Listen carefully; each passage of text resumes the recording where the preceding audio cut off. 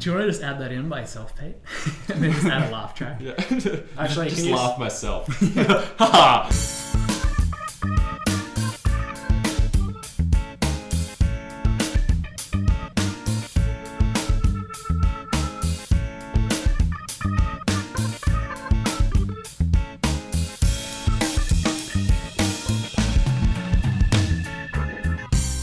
Uma. It's the best one. Alright, should we start? Yeah, we should, because I gotta get going. Yeah, Okay. sometime. Well, welcome to episode 3 of the Bucket Journal podcast. I'm Pete Green. I'm here with Will Summers, Yo. Duncan McIntyre, Boo cocky. Phil Peters, Yeah, buddy. and Dave McIndoe. Hello. We're going to start this evening talking about the media coverage surrounding the Boston bombings, which many have criticised for sort of jumping to conclusions and trying to see what different people wanted to see in the unknown assailants as they were for a couple of days there. The Boston, not the Boston Globe. The Boston Globe did quite well, but the New York Post famously reported that something like 12 people were dead from the original bombings, and then It was 3. it was 3, Yeah. and then also published a photo of a just a sort of random student in the crowd saying that they had been identified Get by this the man. FBI, As a suspect, as a suspect, and this person then just got massive amounts Hate of mail. Well, no, they had to, and that happened a couple of times because they had to. Yeah. Whenever someone put out a photo in the media, Yeah. they're just and you got to remember that these people were at the bombing as well, so they were probably really distraught. Yeah. Yeah. I mean, They were probably emotionally affected, and they have to come, and a lot of them Just did just lumping come this forward. misery. And It's were like, amazing. I promise I'm not the bomber. Can I go back to being mournful now? It's amazing how cavalier people can be with that kind of information. Like if you're going to put something out in a mass media outlet saying this person just committed the biggest act of terror in mainland America since Last week. 9/11. since 9/11. You want to be pretty Sure. sure Yeah. that you're on top of that. You know? It's pretty much like the equivalent of Perez Hilton or TMZ. Yeah. Yeah, but still, even TMZ would not get involved in this story. So why would the New York Post? Actually, there was I don't know, just really, really bad coverage. And I watched a little bit I streamed it live just because I'm from almost Boston and my cousin's from Boston, and they just had really poor word choice. They were saying at one point they were talking about the lockdown in Boston, and for some reason the reporter said something like, "Oh, it's almost as if a bomb went off. Everyone's inside." I'm like, "Oh my god." Well, I guess in the whole 24-hour news cycle, there's no real scripting. But this was the thing. That's so I was stupid watching and insensitive. It's like a bomb will. I was watching CNN. This would have been Friday night or Saturday morning Australian time. This is when they were trying to track down the last of the two brothers, and when they finally found him, I don't know. This was sort of before, and even before they found him, CNN were just on standby for periods of 12 and 6 hours sometimes between anything significant happening. I was like, there's other news. Go back to your regular programming, and then cut back to your people on the ground when there's something significant to Still report. nothing happening, Yeah, Tom, and but you we'll be ready with the news. And you can even do an update every half an hour. Just cut back every half an hour and be like, yeah, still nothing. They're still looking for him. Still in lockdown here in Boston, and then you can cut back to your regular programming. You don't have to just reiterate the same point every 30 seconds for 6 hours on end and just desperately try to dig up something new. It doesn't add anything to the story. It's not necessary. Well, especially when, even that day, lots of things did happen.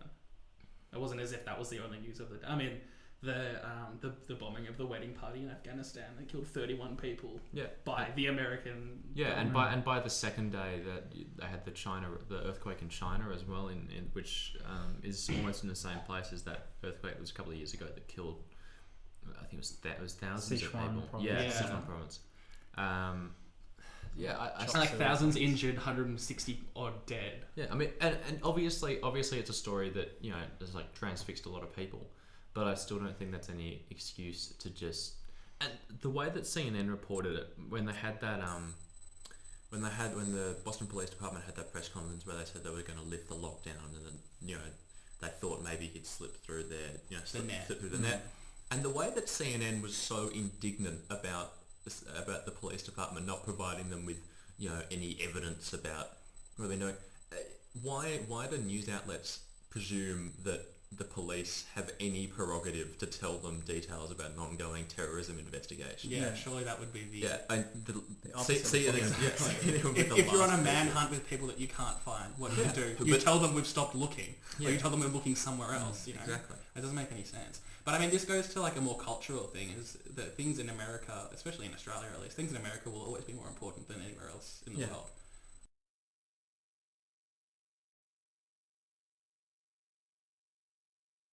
So are we gonna try and do that again?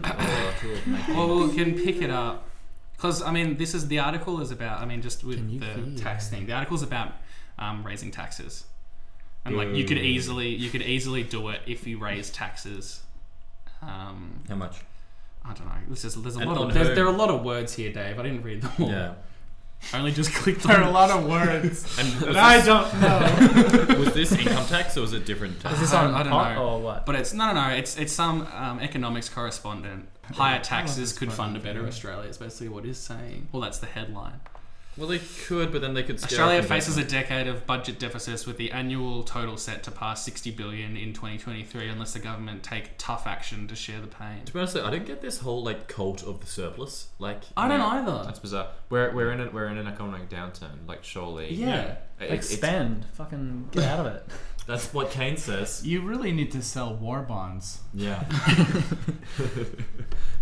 We need to find a war. And also, it's a complete loss of international perspective as well. Because when you look overseas, and other people, everyone is in worse shape economically than us, more or less. I mean, some people in Scandinavia maybe not, but on the whole, all our trading partners, all the people we can be compared with overseas, are in worse shape than us. And there was one. I don't know how much you give into these kind of happiness index things or whatever, but they came out a couple of months ago that if you're a child born today, the best place to be born is in Australia. Yeah. More than the Scandinavian countries. We are second. We're second on the Little- Human Development Index, behind Norway and in front of America. Yeah. I saw an interesting article in the America. in the Economist, which comes from a British perspective, and that is rare. And it's quite an interesting article in the Economist. yeah, but anyway, they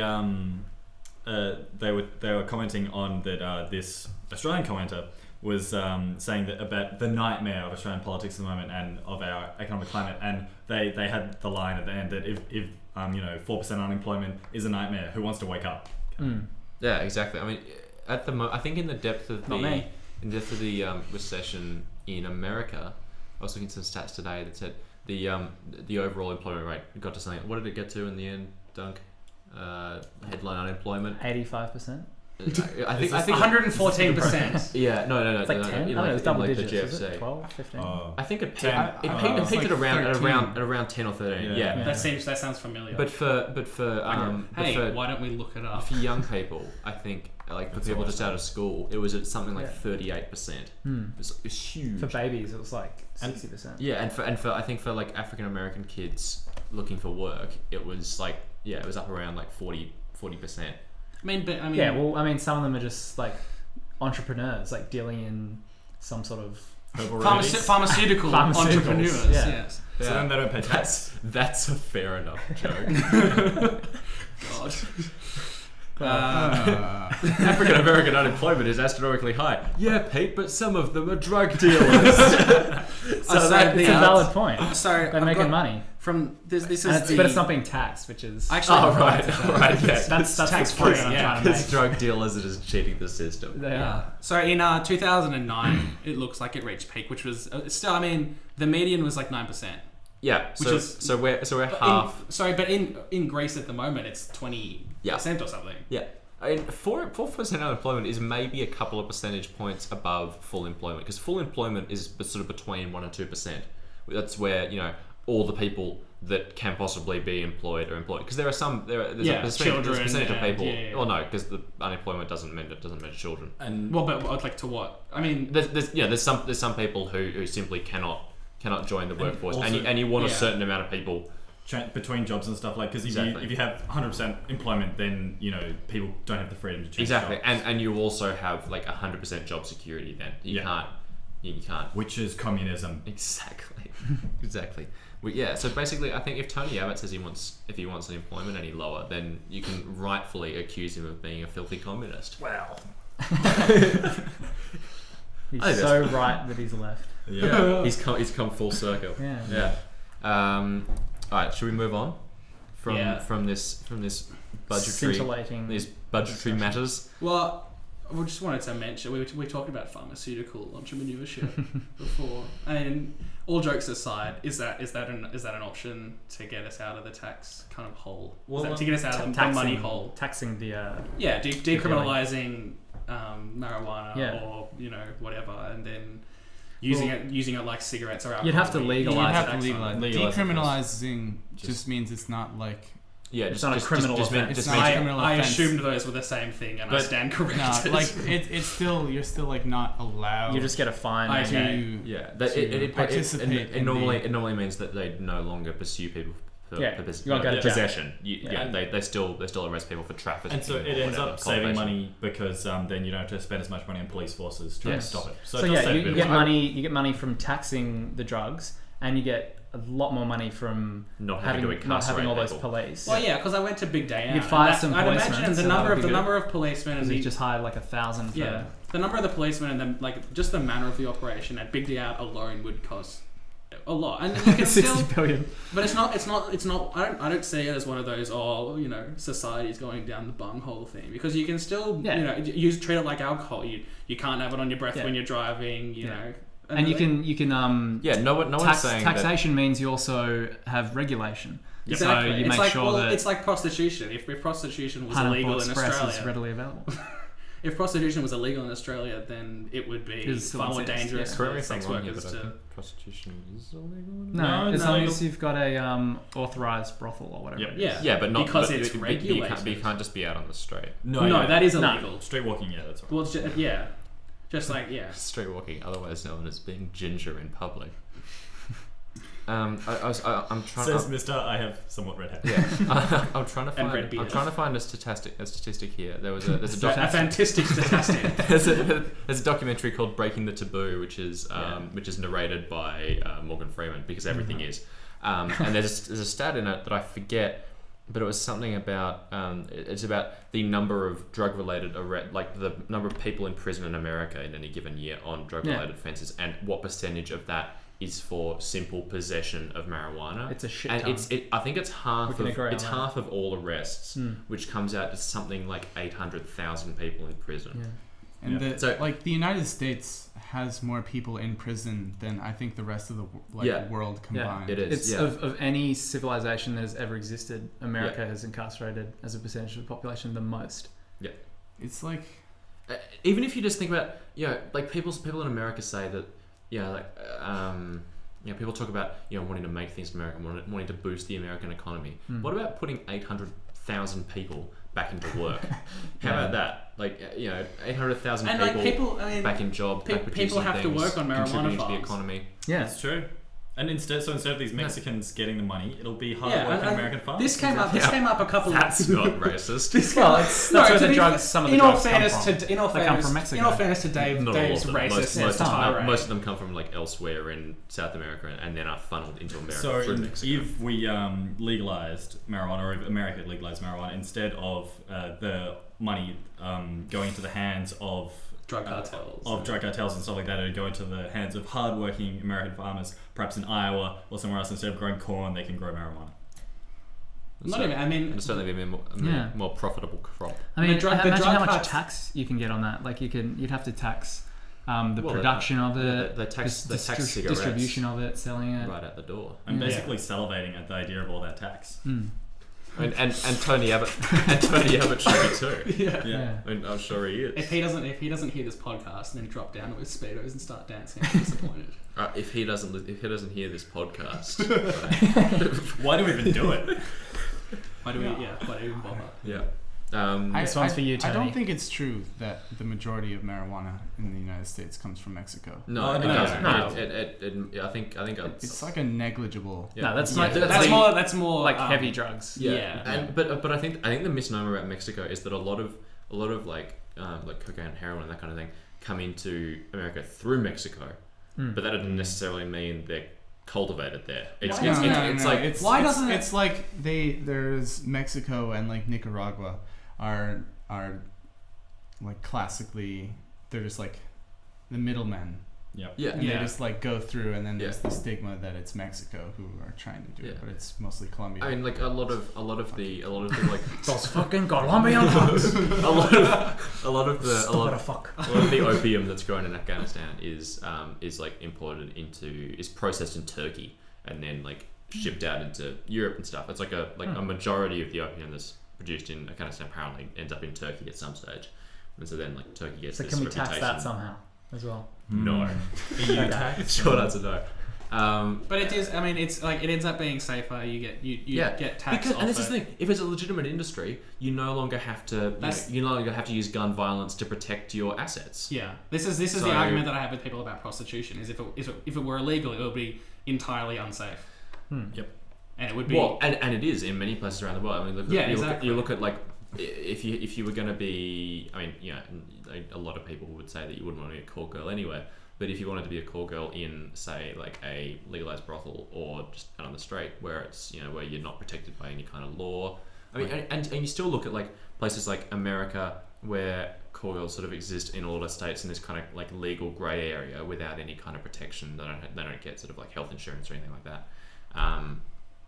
With a lot of these industries and drugs and prostitution, that kind of thing, if you just bring them fully into like the legal fold, it's immensely beneficial not only for the government but also for the people involved in those. It's a kind of a win-win situation. But there is. I mean, even in terms of cutting down drug use, it's kind of a win. And there is. I mean, like you can see why there is the social stigma attached to it because a lot of.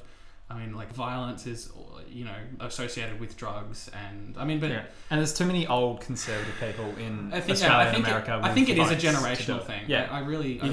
Give it 20 years. But there's good like wait for a really bad winter or a really hot summer to snap off all those people over the age of just clear them out. I don't know, 90. But there's some interesting like now that because not Netherlands, I think it's Spain. Don't quote me on that, but I believe it is Spain has decriminalised marijuana has been decriminalised for a couple of years now, and obviously the Netherlands is the other example, and they've funneled the revenue back into ad campaigns, not like into the economy. Well, no, but like they've funneled some of the tax revenue back into advertising campaigns, like you see in Australia against smoking, or like from the TAC or something, and they've found that drug use has plateaued, but like deaths from overdoses and stuff have just like gone through the floor because there was in this, to go back to this, the Breaking the Taboo documentary, they had some footage of people in Colombia making cocaine in like appalling just like in some little you've seen Breaking Bad. Like the very first episode of Breaking Bad. Exactly. And then they cut to footage of people in the Netherlands growing like marijuana for like legal distribution. It's like a safety inspector looking over. Yeah, they're in this like there are hard hats. They're in OH&S. Exactly. They're in a choices. They're in a well-regulated, clean environment where you produce a much better, much safer product, much more predictable product. I mean, it's sort of less important in terms of marijuana, but when you're talking about legalizing hard drugs, that aspect of it is really important. The like creating a more consistent, more predictable product, because that's what kills most people is the sort of unpredictability of the potency of the product that's available on the street. Yeah. Well, what about the you see on the news every once in a while about like the synthetically formulated like marijuana chemicals substitute, which are really bad for you as well. And also like and like artificial cocaine and stuff. Yeah, and it's technically it's legal because there hasn't been any law to like to say that it is illegal. And then as soon as they like create a law because it has like some sort of chemical structure they can just like alter it just a tiny bit, and then it's not the same thing, and they can still sell it. Yeah, like I don't know. Have you ever bought perfume or cologne? That's how perfume and cologne is made. Yeah. Is you trademark it, or you register a colon. Yeah. Yeah, if you want to buy colon. Did that part record? No, we probably lost that bit. Yeah, that would have been really funny. That's a shame. Yeah. And Dave is now at leaving. This point, yeah. So, speaking of, gonna give a final kind of send off about the issue. No, I'm good. See you later. Yeah. You bloody drongo. Yeah, I mean, I think we kind of like beaten this issue with a dead horse. At the end of the day, we could say like there's clearly a growing support for legalizing it and taxing it, but it's still not going to happen anytime soon just because of conservative conservative beliefs. You can understand it because that's the there's a lot of issues kind of in that kind of situation at the moment. Like you've got like gay marriage, treatment of asylum seekers, legalization of drugs, gun reform in the US. Yeah, there's this whole range of issues that have overwhelming support across the whole population. Gun reform in the US has 80% support across the electorate, and everyone. They couldn't find a majority. Well, no, that's the crazy thing. They found a majority, but they needed 60% to pass it. So actually, a majority of the Senate voted for the gun reform last week, but it failed because they needed 60%. Because it is an amendment to the Constitution. No. What is it? I think. Oh no, it's just laws about stuff like background checks and stuff. Yeah, exactly. Stuff like a background check. Why that is not already a law is baffling. And how you can argue that infringes on your Second Amendment right? Well, if you are sane, then you will get a gun. Yeah. It doesn't stop. Well, but what about the rights of insane people? They're still people too. Like you say that, but that's sarcasm there. Like it's, I couldn't tell. I don't know. Just the story about my uncle who lives in England, where they have much stricter like gun laws. You can still like get a gun. It's just a longer process. Well, it's the same here. You have to be a member of a shooting club. You have to go through a process with the police to get your license. Right. Then you can only own certain kind of guns. I don't know. You can still anyone can get a gun just to have. In the UK. Oh, in the UK. Like my uncle, he had like bunnies on his property, so he wanted to go get a shotgun. I love how you said bunnies. That was really terrible. He had bunnies. I think it's rabbits, hares. I think it's different for farmers though. I think it's the same here. My uncle's not a farmer. He works in a bank. Maybe that's why he wanted the gun. No, didn't you say he had rabbits on his property? Yeah. What kind of property does he have? He had 2 little bunny rabbits. He has bunnies. His daughter had a couple of rabbits. He had rabbits in his suburban backyard, so he bought a 12 gauge. He works for Deutsche Bank. He has an estate.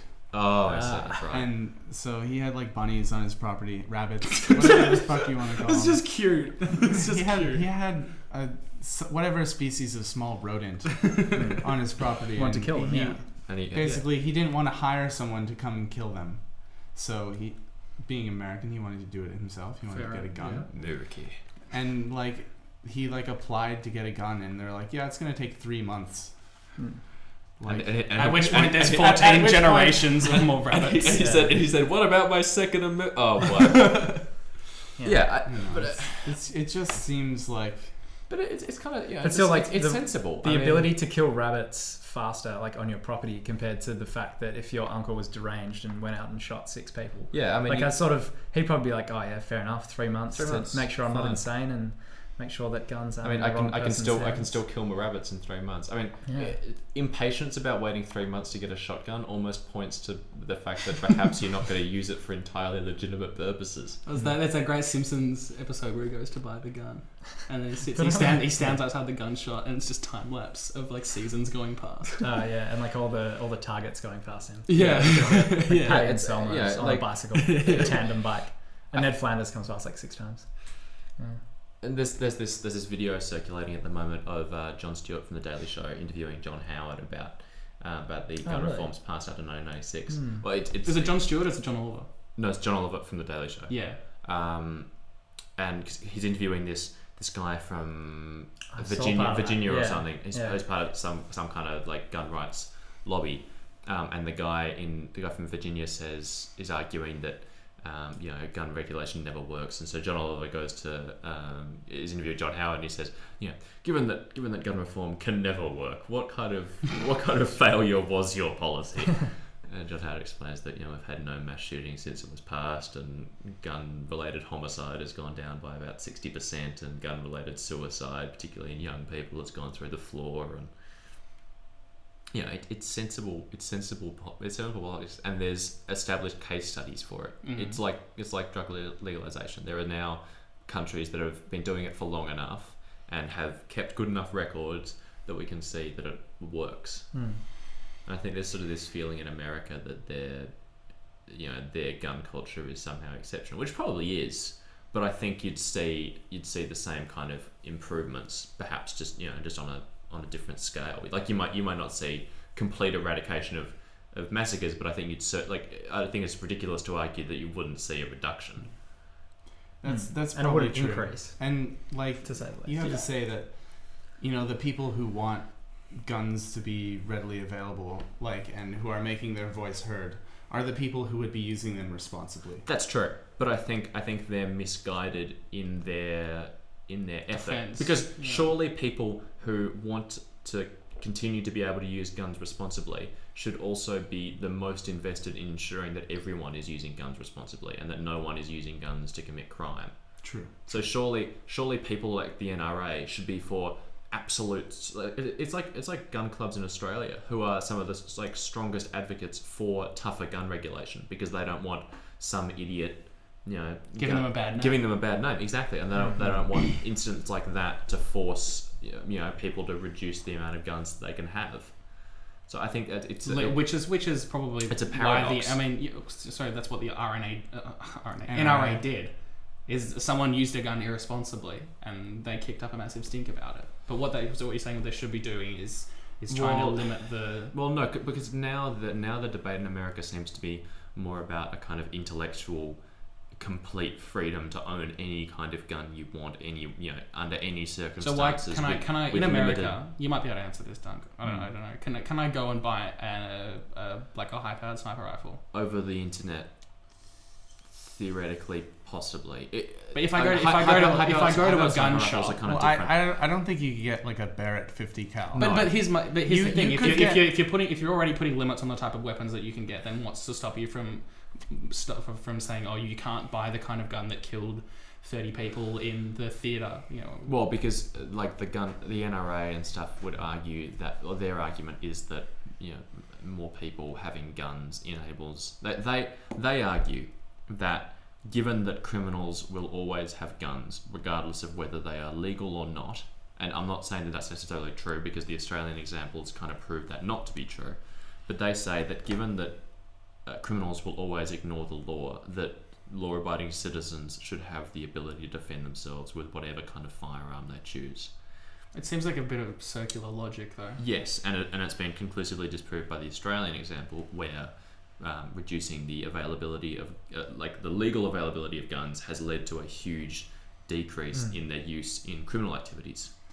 I would argue that probably using Australia as an analogy for the American debate is probably not an entirely valid argument. It's problematic because we don't have a sort of strong gun culture. But before 1996, in the 18 years before the Point Arthur massacre, which was the turning point for the gun regulation, we'd had 13 gun massacres in 18 years. Gun massacres being more than four fatalities per shooting. So it's almost one a year. And I mean, it's not on the scale of America, but then again, our population size is not on the scale of America, etc. There's a bunch of other variables involved there, but I think that I think it's it's perhaps not a sort of one-to-one analogy, but I think there's a good argument to be made there that you would see some kind of noticeable improvement in the American situation if you sort of followed the same kind of template set down by Australia. Although it's hard. It is hard to. You mentioned the scale of America before. It's hard to have a kind of a federal government kind of say anything when you're in charge of 200 million people. Well, yeah, no, that's true. Yeah, and the issue of the states, right? Yeah, exactly, and it's a lot of the states are certainly more influential in America than they are in Australia. It's certainly a bigger issue. But let's move this along. Daft Punk released their much-awaited single from their upcoming album. Yep. Mexican Monkey, I believe is the song. It is a perler. You're a fan? Right back to disco. It's funky and it's sexy. No, it's it's like their earlier start off from Discovery, in a sense. Like it's much less sort of like robotic, really techno sounds that sort of came out in Human After All and in Homework. They're two of their other albums. But it's even more funky than some of the Discovery stuff. It's a hark back to sort of it does sound 70s, 80s disco. Yeah. And anyone see that with a lot of the you expect the Bee Gees to like start. Yeah. Anyone who did a lot of coke in Miami in the 70s would love it. Be pretty at home. Yeah. I think. But I mean, their noses will just be twitching in excitement. It's got the problem, and like obviously people don't have this problem with Daft Punk, but it's got the problem that like a lot of their music has for me, which is a single riff for 3.5 minutes with different kind of like the same lyrics but done differently. I mean, I guess is that fair or is that accurate or? Yeah, I mean, it's not like it has massive variation in compared to like a Led Zeppelin. Because I feel like, not like even that. I feel like you could could put on the start of it and be like, yeah, I'm vibing to this. This is great, and then get like a minute and a half in and go like, yeah, let's put another song. Yeah, but that's the style of like electronic dance music. Is sort of that's where that influence comes from. Because at the end of the day, like they are Daft Punk, they're creating music for clubs and stuff. So there's actually like with this release, there have been like a series of interviews called The Collaborators, of all just a bunch of artists that collaborated with Daft Punk to create the album Random Access Memories. And there's a really interesting one with Nile Rodgers, the guitarist. There was that as well, but I was thinking more the German Giorgio Moroder, I think is his name. He's just like an Italian musician who's been really, really important in like the evolution of dance music. And he was saying that like the beauty of dance music or like EDM or whatever sort of electronica that you like want to talk about is that like just the bass, the kick is like, it's so simple that like anybody can dance to it. Like it's just like boom, boom, boom, boom, boom. I'm dancing. I'm dancing. Yeah. And what's that from? What is that from? Borderlands. Yeah. God, Claptrap. Yeah. So I mean, you can't really compare it to a pop song or like a new song from a rock star, because it's a completely different style of music. So if you don't like dance music of any sort, it's not that I don't like dance. Because if you look at hip hop, that's all electronic. Well, I mean, a lot of it is electronic. Yeah, or mainstream hip hop. Well, I mean, you know, I don't think you could put like a. I think you could say whether it was mainstream or whether it was indie or whatever you want to talk about. But I think like a lot of it is just people. I mean, you look at like the amateur kind of scene, which is just people on YouTube who are like making beats and looking for like putting kind of lyrics over the top of it. And in that case, it feels like the beats are secondary to the kind of lyrics and like the emotion that you put in and stuff. Whereas and that's not the case here. No, whereas in something like with this new Daft Punk song, it just seems like, oh, this is the beat, and you need to enjoy this, and if you don't, sorry, you just don't get it. Yeah, for sure. No, it's not that you don't get it. I mean, you just but you just might not enjoy electronic music, and that's fine. Yeah, but I don't. Yeah, I don't think like Daft Punk necessarily need to produce music that everyone will enjoy. No, they're not Muse, even though they produce music that everyone enjoys. Yeah. Yes. Yeah. But this is the thing: everyone enjoys it for a minute, and then the people who really enjoy it will listen to the last 3. That's how it feels for me. Oh, okay, yeah. But the last minute's the best. Yeah, I suppose you get the maybe wade through the middle. The vocoders coming in. Yeah. Daft Punk fanboys, direct your hate mail to Phil Peters. That's Phil_AP on Twitter. Yeah. I am very excited. Come at me, Daft Punk. Bros. Very excited for the album to come out because it's gonna be sexy. Like in these interviews, they like mention about how like it's so much more organic than previous Daft Punk releases. Like the majority, like every song except for one is like played live like with synthesizers and like real instruments in the studio. Yeah, rather than just being made on a laptop. And it's not just sampled like a lot of previous Daft Punk.